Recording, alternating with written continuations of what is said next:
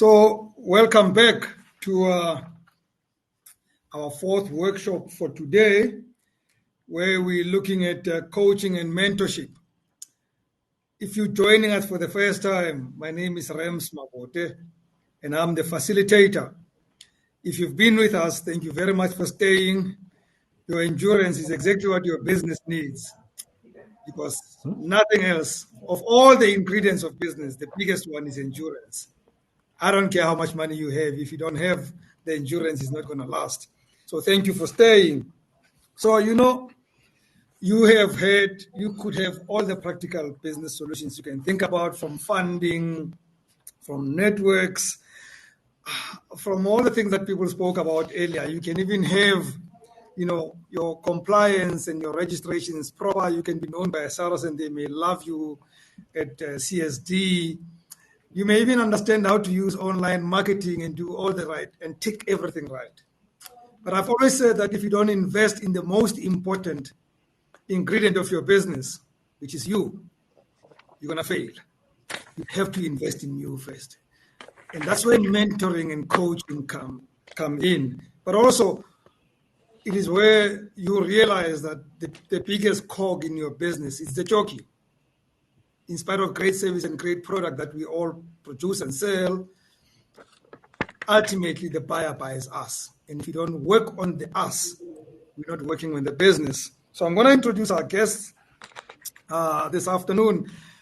And I want you to know that unlike all other sessions you've attended all your life, this is not a graveyard session. So you better join us very soon. We don't do graveyard sessions here. We wake up and we do stuff. So you join us, you ask questions. And unlike the other 3 sessions we've had, no presentation. We're having a panel conversation with my guests at the same time, covering a whole lot of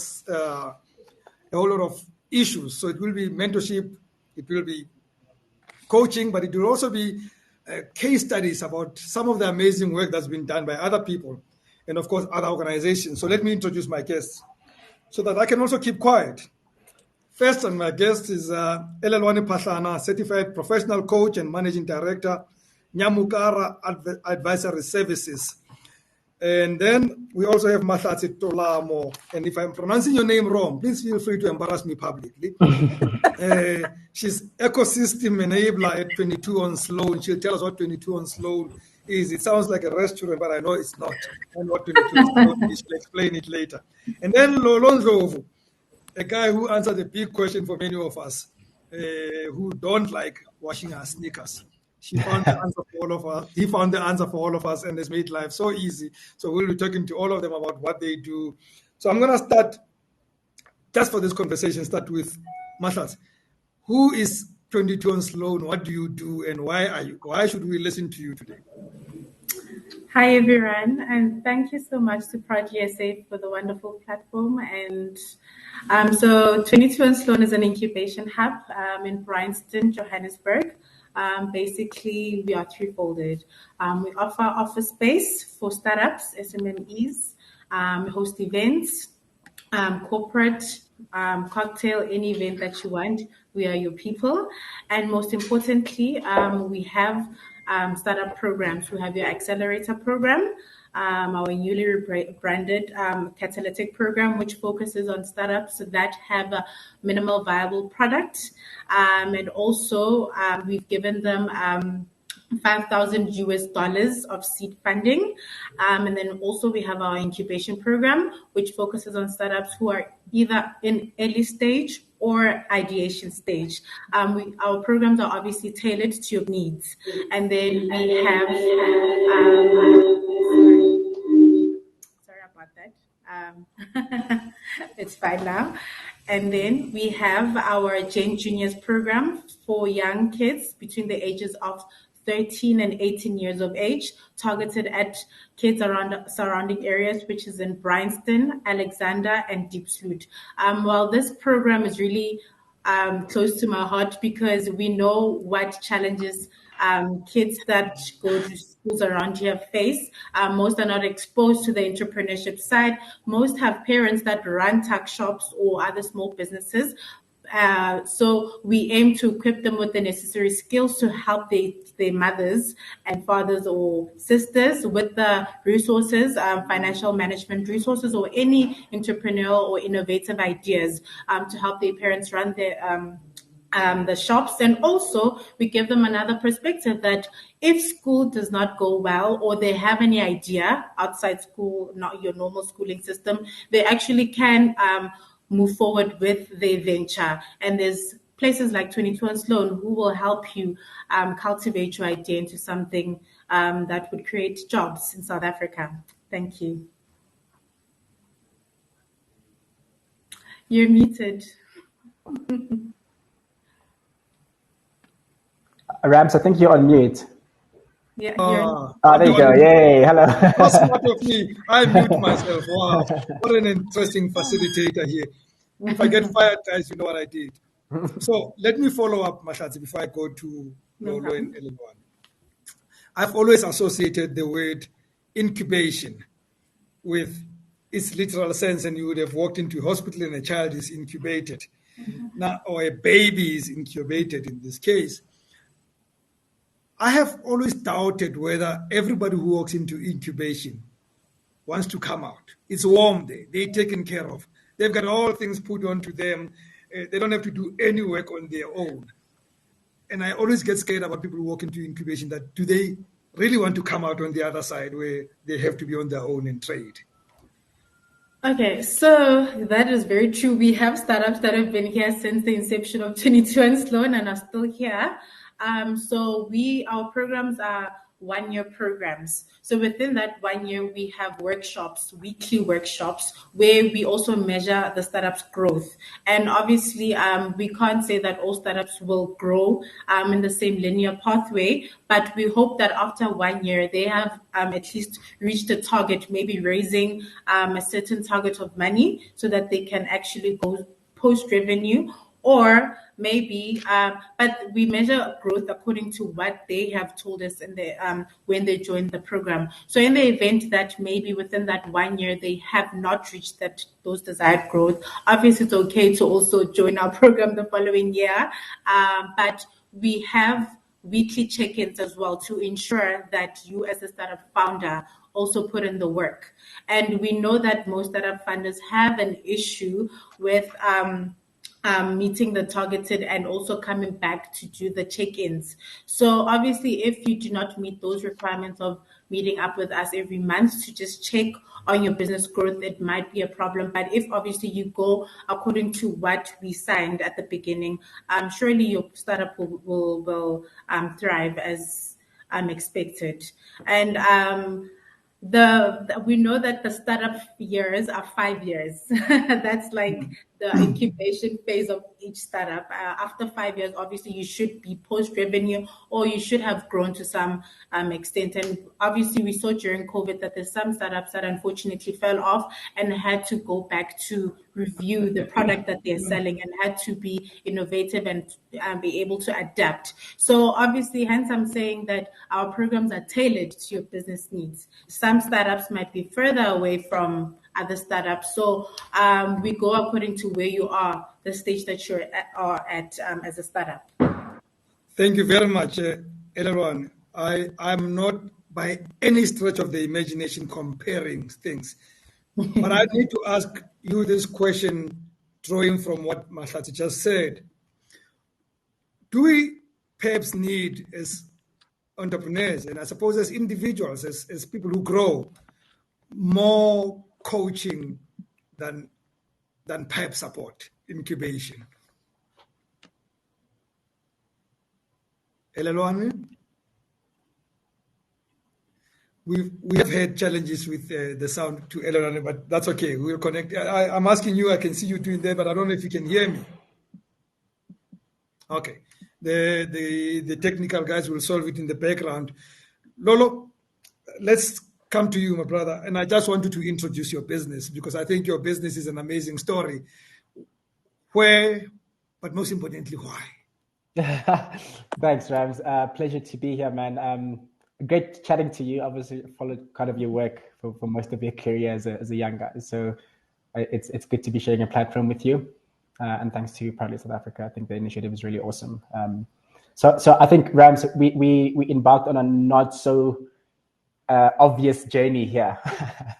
And I think when we kind of explore it a bit further, this idea of, okay, we're going to make money, or a business, right, which is making money is the aim of a business. We're going to take this concept called sneaker cleaning and do something with it, right? So when you go home, it's nothing new to say that, hey, listen, I'm going to give my cousin 10 rand and you can just do it nicely for me. So I think this if we think about it historically, it's not something that we've invented. I think we're what we're starting to see is there's a huge passion for for footwear these days. Sneaker culture in South Africa is on the rise. If we look at the way we, as let's call it young people, I'm going to put you in there as well, Rams. Let's just say young people. Thank you very much. Thank you. Well done. And I think if you look at how we've been utilizing the ideas of laundry spaces, in the past 10, 20 years, there's an interesting shift where, let's say my parents would have gone to a dry cleaner to clean their suit and all of that. Us going to work today, I mean, we dress in t-shirts, in jeans, and the most important thing is your footwear. And I think we've taken that and we've placed a bet on the future in saying that, over the next 5-10 years, footwear is going to become, let's call it, the central fashion piece. And we know that these things are becoming more and more expensive, and we want to provide that safe space where you can maintain them. So I think that's essentially what we do. Your business works on my glamour. When my sneakers are clean and they're looking good, my glamour is taken care of. But your work is not glamorous. You're in the background. You're picking up on smelly stuff, stuff that probably some of us, we don't admit publicly that by the time we discovered you, it had been 2 years before we had put in any water next to the sneaker. What does it take to get into that kind of business and make it glamorous? I look, I think in the inside, it's not that glamorous. There's nothing you can do about a smelly sneaker. It's smelly. So I think we just kind of, if it's a personality thing, I would say, you don't hire or you don't get into business just to make sure you do cool things. I think hard things are also a business. I think this is one of the harder things, I guess. It's it's not, for a lack of a better term, is sexy. So I think we try to dress it up as much as you can. So we invest a lot in the brand. We invest a lot in our locations. But the need that we serve is such a basic, unglamorous need, Rams, like you're saying. So I don't, it's, as far as I've seen, it's still the same. It's not as glamorous. I think we try to make the facilities a lot nicer. But yeah, I think it's just kind of, I think you got to have a grit about how you approach business. And I'm not really here for the glamour part. I'm just here to make an impact, really. Yeah, mostly to your pocket, which is a great thing in business. But Lolo, I need to ask you this before I move to Elelwane. Did you go through an incubation, like a 22 on Sloane? Did you go through coaching where you mentored? Where does the business bug come in? Where did it start? Well, I mean, for me, I think it's slightly different. And just by the way, I think for Mahlatse, the work incubations do, I think it's super, super important, as much as the coaching part. So, I should probably get in touch with 22 on Sloane soon. So I think for me, it's natural, Rams. I grew up in a family of entrepreneurs. So, the kind of grit work, is something that I saw early. In university, I was kind of clear that I wanted to get into entrepreneurship. So I think as we began building Sneaker Shack, I was lucky enough to almost be naive enough to put it together, a presentation, and I'll put this deck together. I went to Virgin Active in Cape Town. I knocked on their door. I'm like, oh yeah, this thing could really work. People use their sneakers, and it worked. And I got into the Branson Enterprise program, which is it's more kind of a hybrid coaching, incubation, networking. But I think there's not much I know outside entrepreneurship, so it's almost inherent. No, I'm sorry and happy for you at the same time. Yeah, thank you. Elelwane, let me hopefully get you in here and hope that you can hear me and that we can hear you. Yeah. Coaching in simple English terms, in 1.5 minutes. What's that? Good afternoon, everybody, and my apologies. I had technical glitches, and Rams, I had to remind myself to pause and breathe for a moment when I could see that I couldn't hear you. So, in simple language, what is coaching? As a coach, my role is to really be your thinking partner. The magic of coaching is to create a safe space for you to think in an environment where you are not going to be told what to do. It's to stimulate your thinking. Versus mentoring, where mentoring, you get somebody who's going to tell you what to do. They're going to share their experience with you. Whereas with coaching, it's all about trying to stimulate your thinking in order to optimize your potential. You're using big words, and I got a number of disadvantages. I went to Bantu education schools. I still live in Soweto, and some of these things I get lost in. But you sound like coaching is what shrinks would do to me in private. You then, as a coach, do it to me as a business person. Absolutely not. So in coaching, we believe that everybody has a gift. Actually, you are a gift, Rams. And what we do is really to give you an opportunity to just bring out that gift that you are denying for the society and the world to know. So with coaching, it's all about giving you an opportunity to know yourself, and replace, the self-negative talk that we always have. As you know, when we grow up, we've been influenced and impacted by the people where we grow up, our teachers, our mentors, our significant others, who always tell us that it's either they cheer you and say you're good, or they say you are a bad boy because you are not doing things that we are telling you to do, and therefore give you conditional love. If you don't do this, I'm not going to reward you. So in coaching, we encourage you to notice your thoughts and your triggers, and the voices that gives airtime in your mind, where, it's always, you've got these voices inside of you, others telling you are good, others telling you are not good.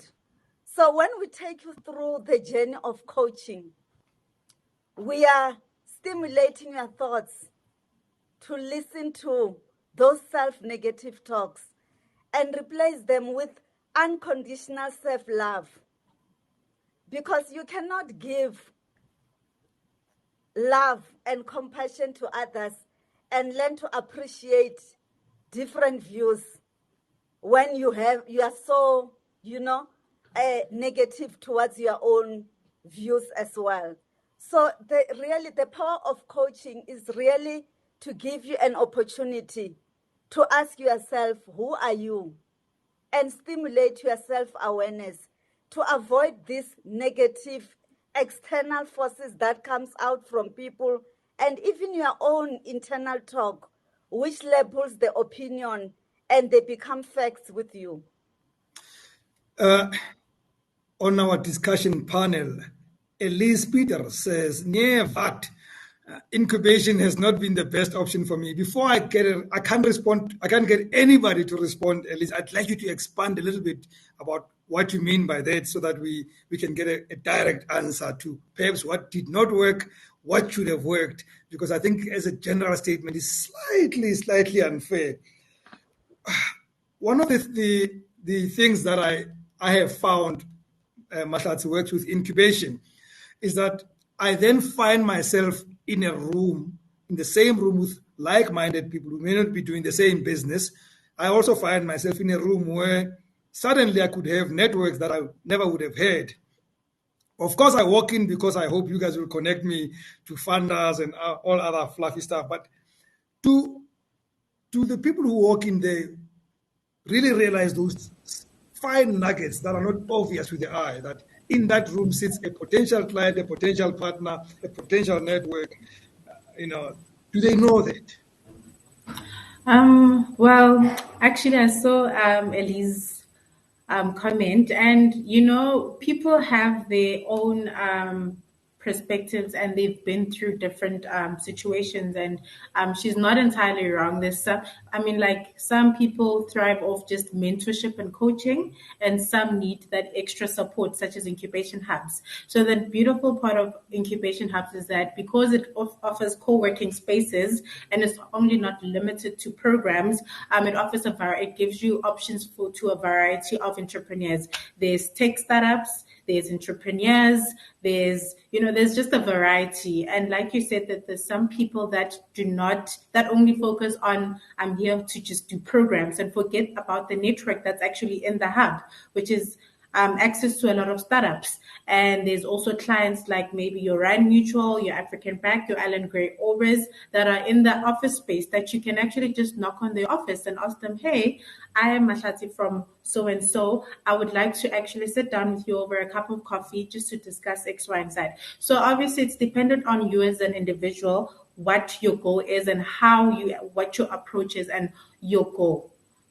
So if you are a person that is opportunistic and you take every opportunity you get, you will go far. So she's not entirely wrong. It also depends on actually what your goal is, and a person that takes opportunity when it's given to you.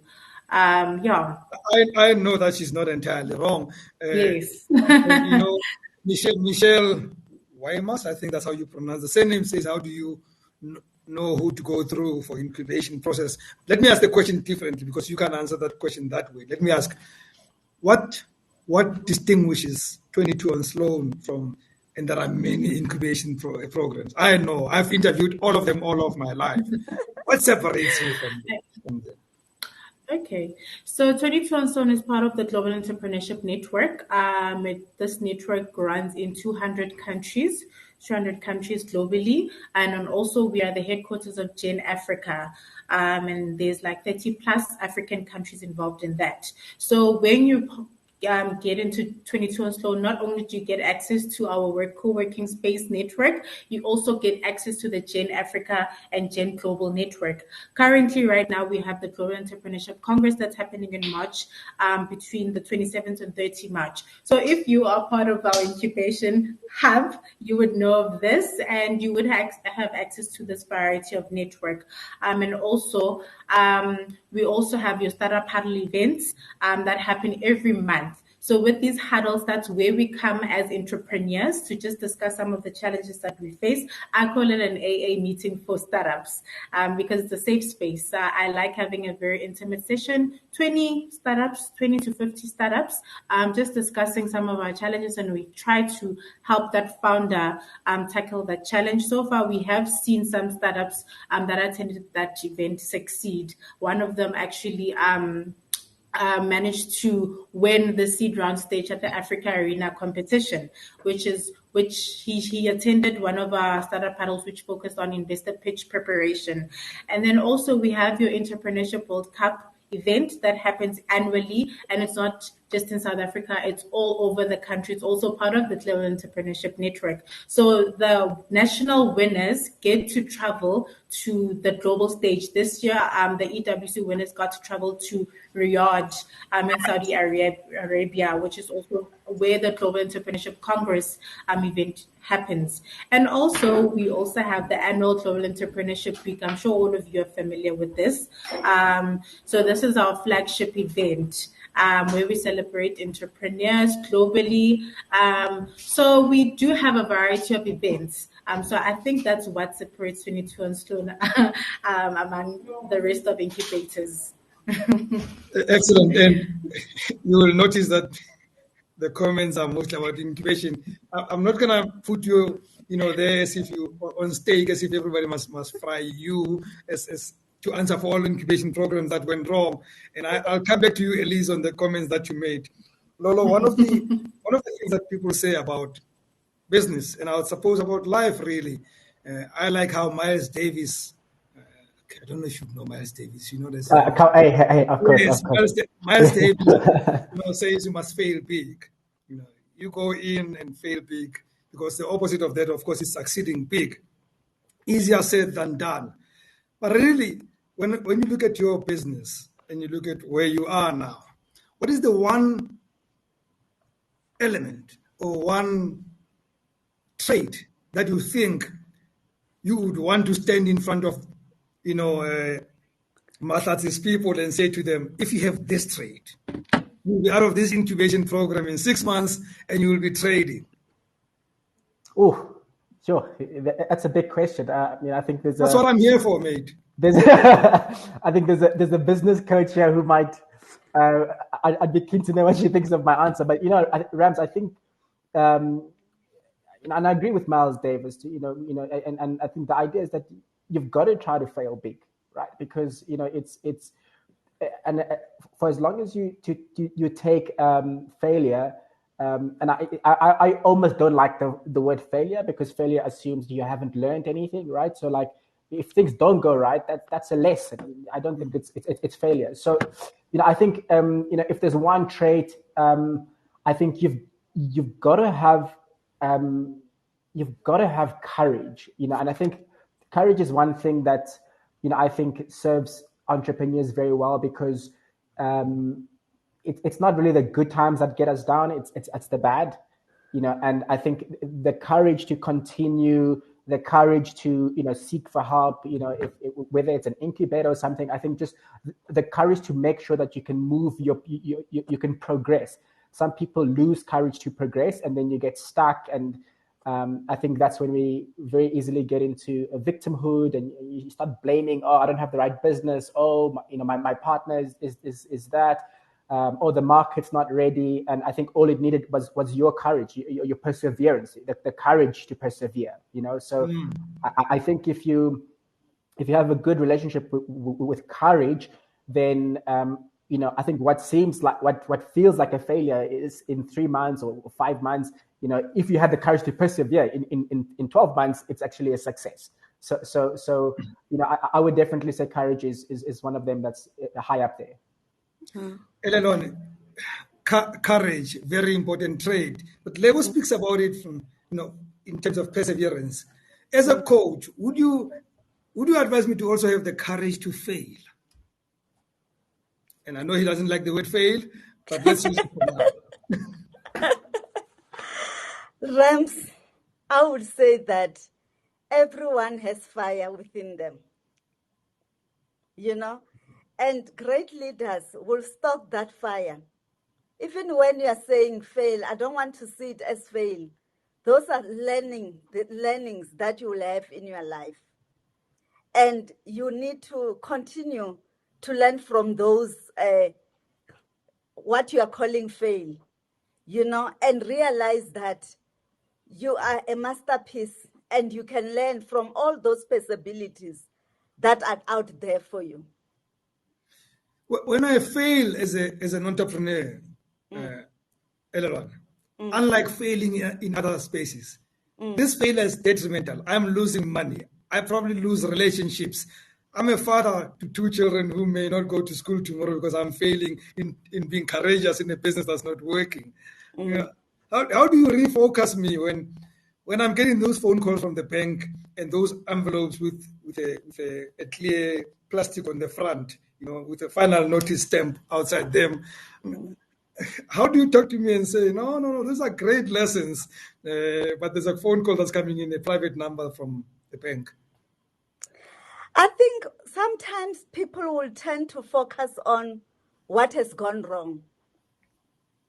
And what we would encourage you to do is, how do you look at those failures and say, how can I fix them? And I will give you an example of something that I was going to share on how to create a thinking environment, right? To say, when we have these transforming meetings, because when you go to the boardroom and we fail dismally, the meeting is all going to be about how we fail so dismally. How about putting even an agenda in a form of a question, with a positively framed question, to say, how can we do this differently? And not focus a lot on what has gone wrong, but how can we turn around the company? And that's when mentoring and coaching comes in as well, to say, who are your coaches? Who are those role models who can come in and support you and become your thinking partners, you know? Okay. And something that I've learned as well is that, you know, as a chief executive, for example, in your company, you may be suffering alone, rather than bringing in the whole company and saying, guys, we are drowning now, right?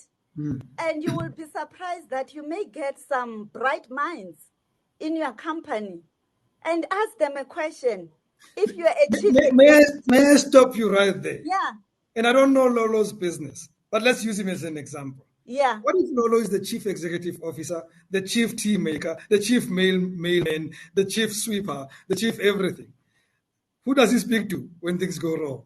And Rams, and that's where it's really important for people to have mentors and to have coaches.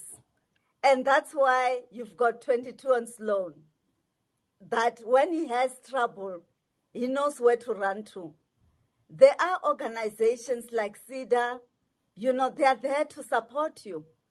And it's important to also hone in on the networks that are out there to support you and not suffer alone, because that's where the problem is, that we are not utilizing maybe the support system that could be there.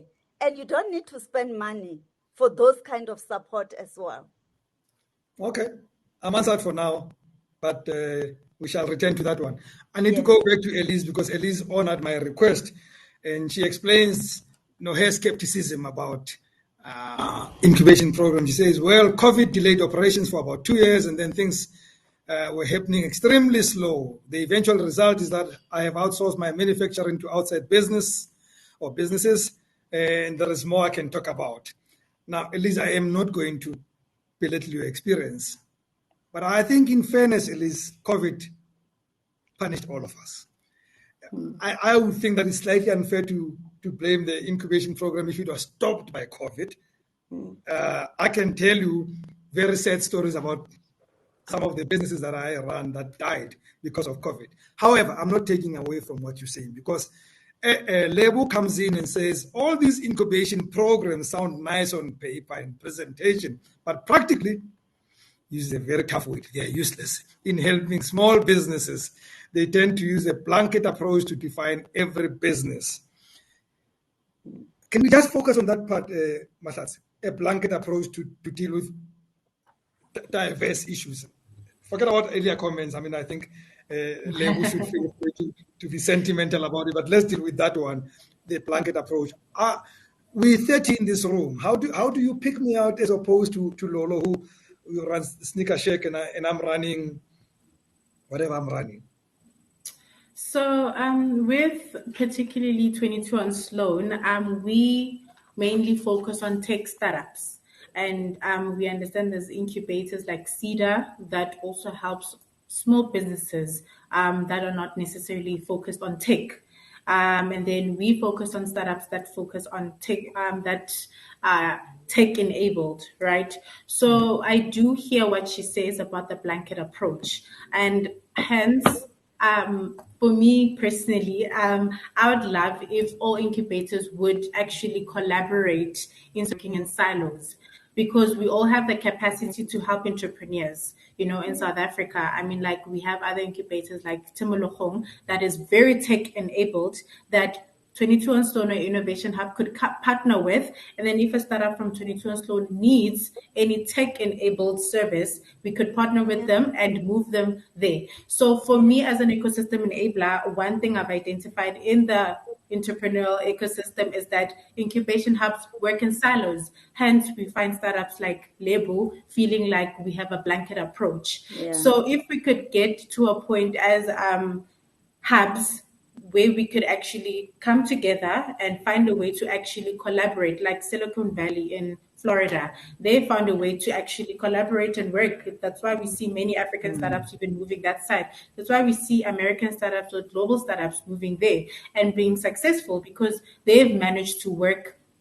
They've managed to align and work together. So I hear where she clearly comes from, and if we could, as incubation hub, get to a point where we could also all work together, I believe we could be able to work and achieve that goal of creating businesses that create jobs, and creating this conducive environment for startups to thrive. Yeah. How much does it cost to get into your program? So it's 1,500, and that includes a desk for you to work. It includes boardroom usage. It includes our event space, half a day for free when you launch your event. So you see 1.5 for all of that. And I'll tell you why I'm asking this question. This was a setup. I'm asking you this question because my next question is controversial. But again, I would not be Rams if I'm not controversial. People would think I've lost my brand. My brand is controversy. Is it possible that we are teaching people to be too dependent? We're getting into a space where people think they must get. They think that this is never enough.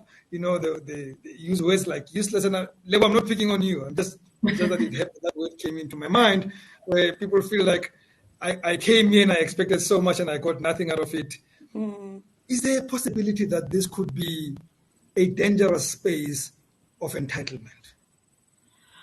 Look, I don't think it's entirely entitlement, but I feel like as incubation hubs, we need to also be honest with startups, because startups, when they enter here, they have high hopes that after a month, they need to have generated 2 million. It also goes back to that resilience.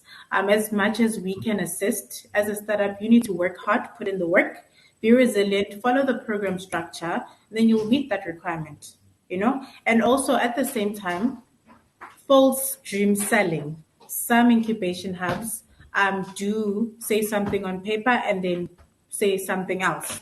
So I feel like it's a 50-50 thing. Startups need to also put in the work to achieve that. Yeah. And then also as incubation hubs, we need to be honest with the startups that, listen, we can give you this and this resources, but also it's up to you to also give in 50% of your work, because sometimes they expect us to give of so much sweat equity to them, but they don't want to even put in the work. So startups need to also understand the meaning of resilience, that even if we can't offer this, then it means that you need to go out there. We can give you so much resources.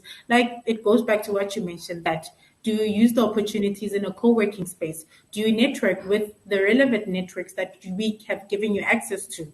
So as a human being, it's up to you that, do you want this, or are you just here to literally just take all the resources? Please, may I ask that those of you who are part of us and you have more questions or comments, please click on the discuss button and send your comments and questions so that our speakers, panelists can respond to you.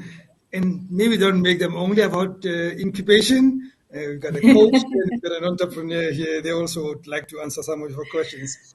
But this question, I'm going to ask you before I move it to Lolo. Mahlatse, I'm asking you this question. Please be brief. Okay. Would it help? Would it help if, because I know that in front of those people who get into an incubation program, you bring people like Lolo to speak to them from time to time and stuff like that. But would it help to flip it?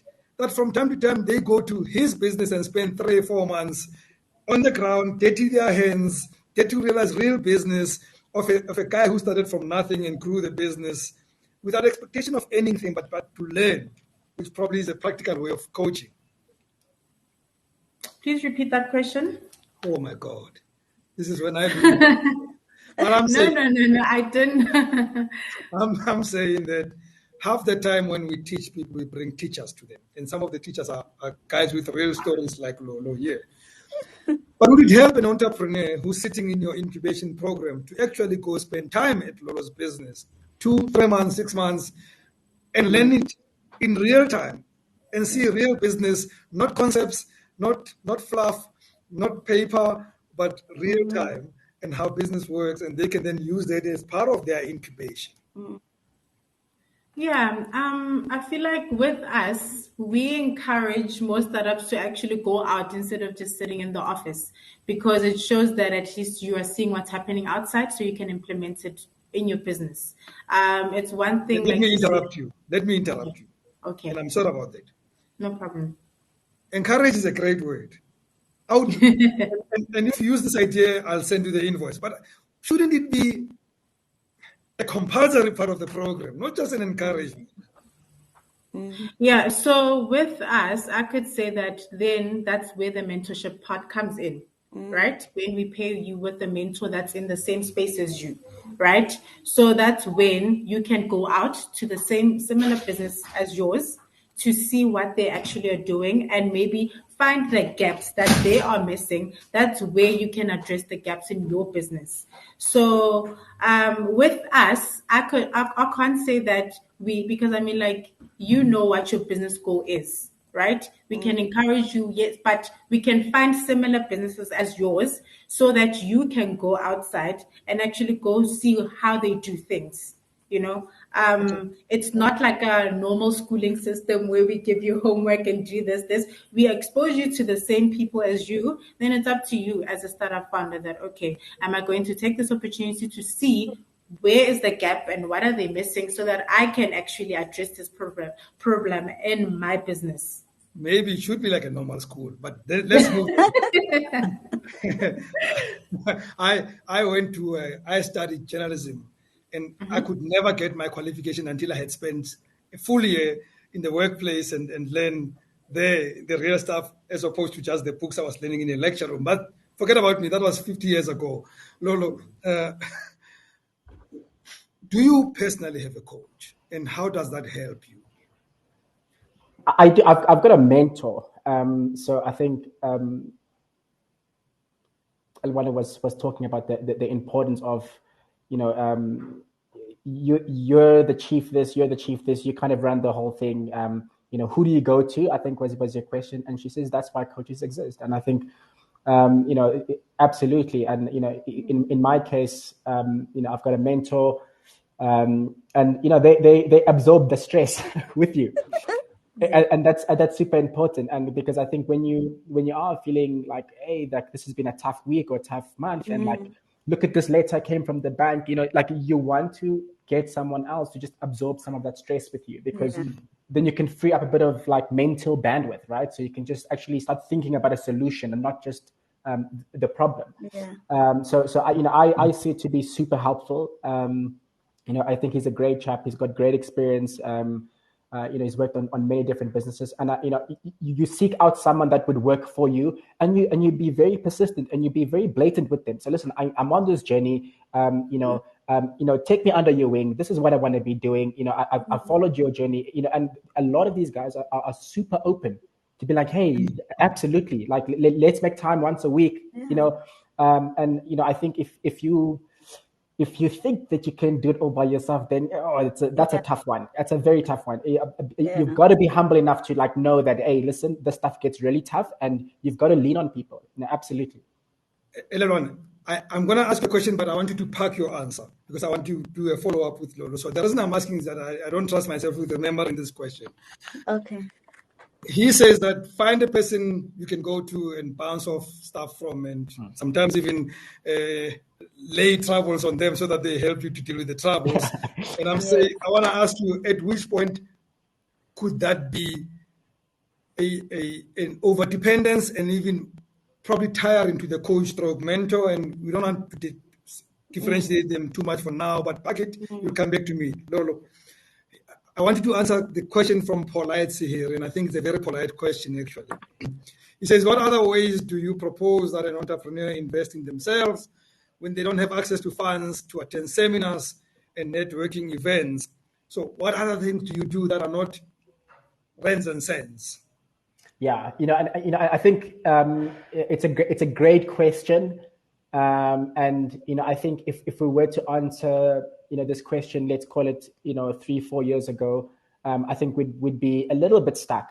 But I think today we have a ton of resources that don't necessarily mean rands and cents, and by that I mean for example, Elelwane, I'm not sure how your business works, but getting access to people that can help you move that forward, help you open a door towards funding. So like I don't know if it's there could be many reasons why you'd be in that situation, but I think leveraging technology today doesn't make things as impossible as sometimes we think they are.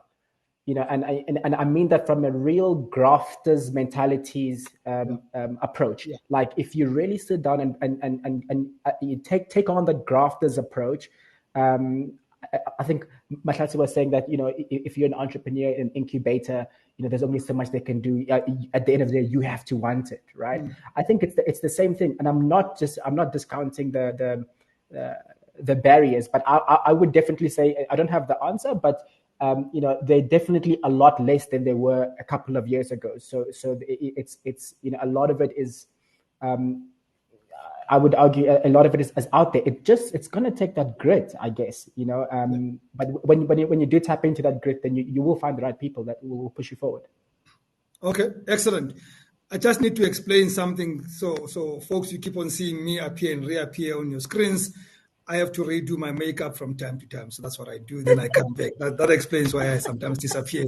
Elelwane, I asked you a question. Please, let's deal with it. Rams, effective coaches and mentors will make you sweat. They'll make sure that Lolo will not just get, readily made information. That's why I talked about a thinking partner at the beginning. When I said coaches are your thinking partner, they're going to throw it back to him and say, what do you think? So it's not only about them giving you answers. They're going to let you to reflect on the problems that you are bringing to them. You will eventually give them answers to your problems. They will still mentor you, but at the end of the day, you are going to be working as well in this process. Excellent. So here's my other question. Earlier, Lolo spoke about you must have the courage to ask for help. Now, one of the things that we do as small business people, especially when we're new, is that we over-ask, and we over-ask a lot of people. Is there a risk in having too many voices coming through, and then we don't know how to sieve this information and make it work for us? So I'm saying, is there a threat in being overcoached by many people? Possibly there is. I think what is important to note is that you will also feel it as well within you to say, is this person serving what I'm looking for? So, and also it depends. You could have different coaches for different things. So Lolo can come to me to say, you know what, I really just want to talk to you about how to optimize my potential, just looking at a certain point, or come to Rams and say, I want to be mentored on the business world of whatever he's doing, his shoe business. So it's not really a matter of saying it's too many things, but you just also need to be focused on the kind of, support that you will require from different people. Excellent. Mahlatse, we are about to conclude. So I want us to end on a high and not feel like, we have to defend anything. What is the in your view, and it could be in the view of 22 on Sloane, what is the horizon looking like?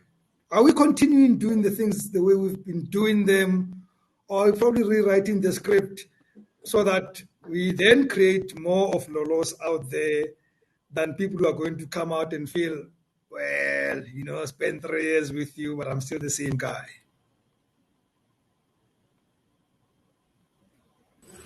Hi, Rams. Please repeat the question again. Sorry. Elelwane and Lolo, you heard me, ne? You both heard me. So this is Yes. actually personal. I'm starting to think that this is personal. But then you repeat the question, Mahlatse. It's fine. I don't mind repeating the question. I'm saying, what is the future outlook of this space called incubation, which is very critical? Do we sit here in 10 years' time, in 5 years' time, and have the same conversation? Or do we sit here in 5 years' time and have a conversation about the fact that this program has now produced 20 more Lolos out there that are doing amazing things? I don't know how you take the shoes off. And now she's actually decided to quit me now. She's left me. I feel left. Okay, I'll come back to that. I'll come back to you later. I'm hoping that Okay. the guys can fix what's happening. Lolo, I suspect from where I sit that you are one of those people who got into a business that will never die. Perhaps you've got two threats in your business: is competition and yourself, because sometimes we are our own competition when we let our guard down. What then wakes you up tomorrow to be more inspired when you don't have much threat of the business dying? Yeah, look, I think it's you're right, and I think maybe that's the second threat, where you can get in your own way, is probably a bit more real to a lot of entrepreneurs, as opposed to a threat of competition, especially in an early stage. So I think focusing on winning that first battle, and I know it sounds a little bit simple, but focusing on winning yourself over every day. And I think, by that I mean, you've got to remind yourself why you're doing this business, why it's important. Go back to your vision, go back to your mission. Speak to your employees. Spend time with teams, like off duty time. And just really build a culture around the mission.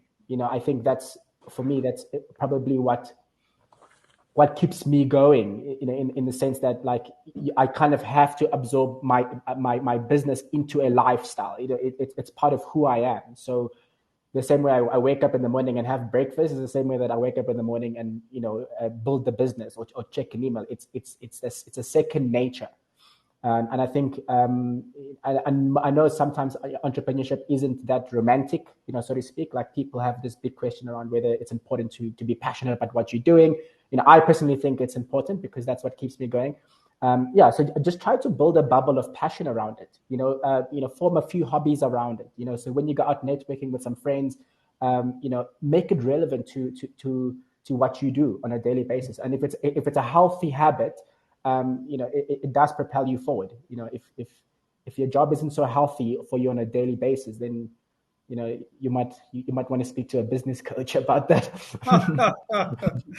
Elelwane, there are memes galore about motivational people telling other people that you can do it, you can kill that lion. And of course the next meme shows the person with the entire body except the sneakers being inside the lion. So, is there value, and is there courage, and should there be courage from mentors, coaches, whoever they are, to sometimes look at Lolo in the eye and say, it's okay to quit? Rams, can you repeat, please? There's a sound problem. I can't hear you. Can you hear me now? Yes. I'm gonna make it brief. Yes, I can Would hear you. Would you advise somebody to quit as part of coaching? To quit? Yeah, to quit what they're doing if it's not working. If they keep on pumping all family silver into it and they're getting nothing out of it, would you say to them, listen, it's time to control, alt, delete, and reboot? A coach never tells you what to do. The role of a coach is to just hold space for you and give you that opportunity to think for yourself. So during those questioning, igniting, their thinking through questioning, they will come up with their own, solutions at the end and say, you know what, I think I need to quit. But a coach will never say quit. Okay, I'm coming to you for coaching. You're not going to tell me to quit. It's fine. I like to hear that all the time, never to quit, although I know I should on some of the things that I do. I try for the third time, Mahlatse, because they say third time lucky. I'm here. Good. So I was just asking you, do we meet again in 5 years' time and address Elise's problem and Levo's problem? Or do we come back in 5 years' time and have more Lolos in this world? What I mean is that should we maybe review how incubation is done? So we can do it both at the same time to ensure that both issues are addressed. So if obviously after 5 years' time you feel like you haven't reached that growth, which is okay, startup growth is not measured by the years, or it's measured by your own goals. You know where you're going, you know what you need. So in the journey there, after 5 years, if you feel like I have not reached that goal, but I'm coming back to 22 and Sloane for an incubation, we'll sit down and review everything that you've gone through and try now to restructure everything and see if maybe you need a Lolo, Elelwane along the way every time, or we need to go back to your business model and see if maybe there's a problem there. Because to be quite honest, some startups are very married to their business ideas and they don't accept that, okay, maybe I need to just restructure something. So that's another thing that we will need to review, that are you married to an idea, or are you willing to adapt and just review and redo your business model to suit the modern times? So that part we'll never, like Elelwane said, that we'll never say no, quit. We'll just ask you to just review and let's see what will work. We're supposed to conclude, but and please, the organizers, please forgive me. I need to indulge these two questions that just came in. One says, how do you approach an entrepreneur for the purpose of mentorship? And does your mentor have to be in the industry you operate? I'm going to give that question to you, Elelwane. And then the next question is directed at you, Lolo, that says, are you available to be a sounding board to fellow SMEs? I would like to have someone like you being a phone call away to navigate challenges and help to solve daily issues. So let's start with the last question, Lolo, then we'll go back to Elelwane. Yeah, absolutely. I think it's his Kopano. Absolutely. I think, that's, I'll definitely be available. If there are platforms where we can leave our details, probably an email to start with, then we'll gravitate towards phone numbers. But absolutely, I think that's something I'd be absolutely open to. So I'm going to answer that question too, Kopan. And I'm glad you didn't ask me, because I always give a less politically correct answer than Lolo. People like Lolo want to be unpopular. I don't mind being unpopular. I always say to people like you when they ask this question that only if you're willing to do the work. My job is just to mentor. I find lots of people saying, oh, could you be my mentor? It's a step of stage or a step of air and stuff like that. And when I get them to do the work, they want me to do their work. And that includes, by the way, I think that you should pay your way to success. If you're going to meet me at a coffee shop, I'm not paying for the coffee. I'm already giving my time and expertise. Buy the coffee. Right. So, Lolo, if he comes, let him buy the coffee. Yeah, so to Kopano, I think Rams is those are all the prerequisites to an email address. So thanks, Rams. It's very important. We need to invest in ourselves. It's a very important thing. If you want your business to grow, you then have to pay into it, even if it's just a cup of coffee. And so Do you have to be in, and I know we speak more as a coach, but you know a lot about mentorship. Do you have to be in my type of business to mentor me, or could I be mentored by anybody else in my business?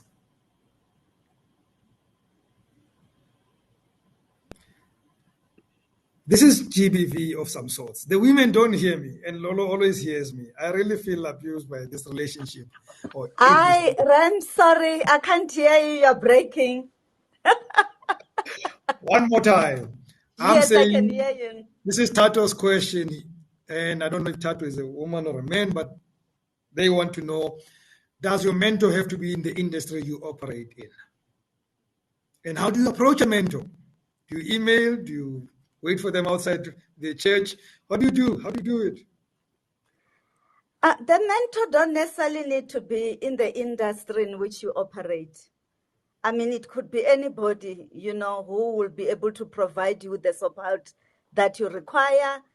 In terms of what approach do you take to get a mentor? It can be whichever way that you want to. For example, let me give you an example with myself. Actually, somebody told me about a coach who was there who could provide me with the support. And I just sent them a WhatsApp and say, oh, I've heard about you. Do you mind being my coach and my mentor? And he responded and said, why not? So just go out there and ask. They can either say yes or no, right? Yeah, excellent. I talk too much. So Makosazana says, Rams, will you be my mentor? I will buy coffee and cake and invest in you. Now, Makosazana, I really feel you're being so unnice to me. So you really think that I should eat cake and not look good? That's really not giving back to the mentor. You really wanted to destroy me. But we can talk offline about that. I'd help where I can help. Thank you very much for that question. So my guests, Elelwane Pahlana, Lolo Ndlovu, and Mahlatse Tolamo, where you could hear me, where we could hear each other, it was brilliant. It's been a great chat. And I truly appreciate your insights, and I wish you all the best in what you do. Thank you very much, Rams. Thank well you done. very Very well. Great discussion with you. This was a lot of fun. I think I learned quite a lot today. Thank you very much, mate. Do look into your post box. There will be a check coming through. If it doesn't come in, blame the post office. I'll have a look. Great stuff. Folks, when we come back, we speak about one other very important thing. We've just gone through a terrible 2 years of life where everything went haywire. And one of the things that happened is that we actually were mentally affected by this period. And mental health is so important in the workplace, and we want to talk about mental health. We may undermine it, but we don't know how much we all suffered mentally in the last 2 years. So in about, what time is it? In about 20 minutes, please meet me again in this room as we speak to Tracy Feinstein about mental health in the workplace.